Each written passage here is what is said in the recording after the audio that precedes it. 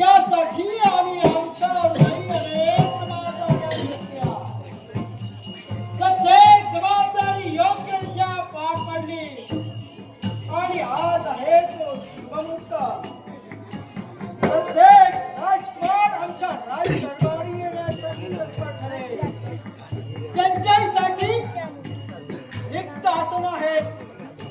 प्रत्येक राजकर्ता आपल्या योग्यतेप्रमाणे रिक्त आसनावर विराजमान होईल. स्वागतासाठी आम्ही त्यांची मार्ग प्रतीक्षा करत आहोत.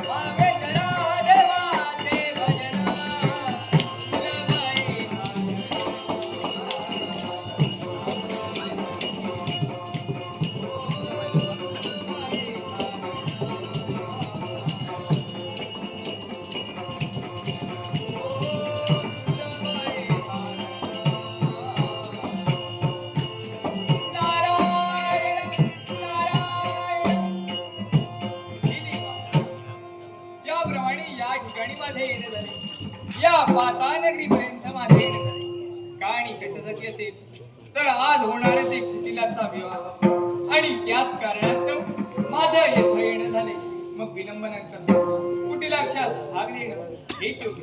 नारायण नावाची लंकाणी कोण नारदमुनी पाताळ वनातील सम्राट राजकर्ता कुटिलाक्ष आपल्या चरणाशी नतमस्तक होतोय. सदैव माझा आशीर्वाद तुझ्या पाठीशी.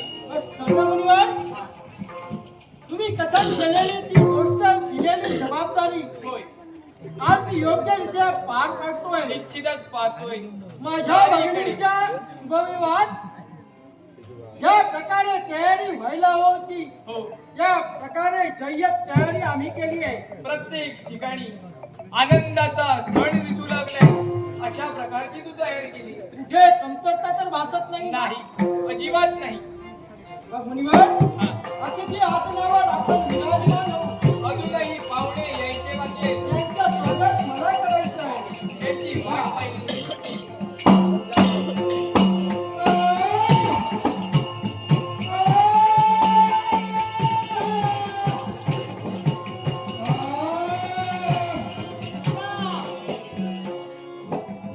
अरे स्वागत आहे, विराजमान व्हा.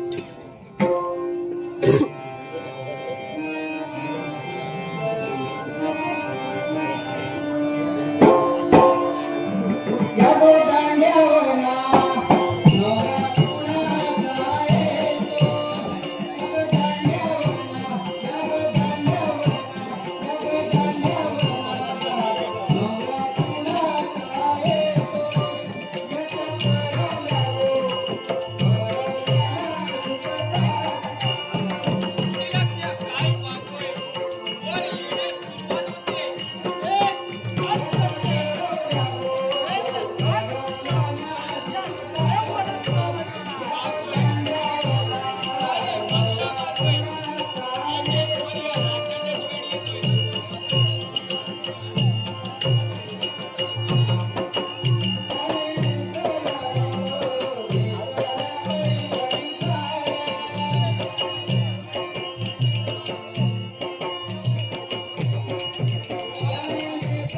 येण्यास सुरुवात होते.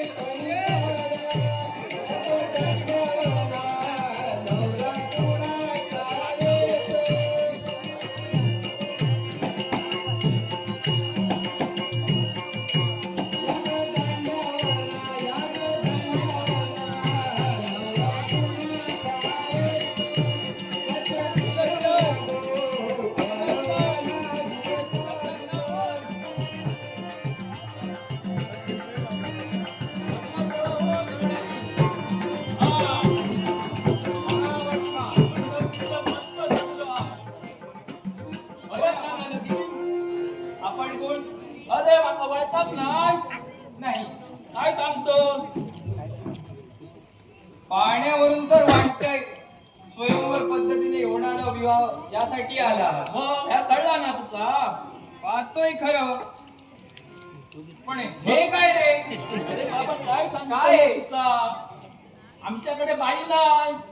मग बाई नाही म्हणते. बाई अरे बाई नाही, पाण्याचे रे बाई. असं म्हणतोय. हा. डोक्ता समजला, अशी डोक्ता. हा. त्या काय झाला माहिती आम्ही कोणी येत पाणी नेतो.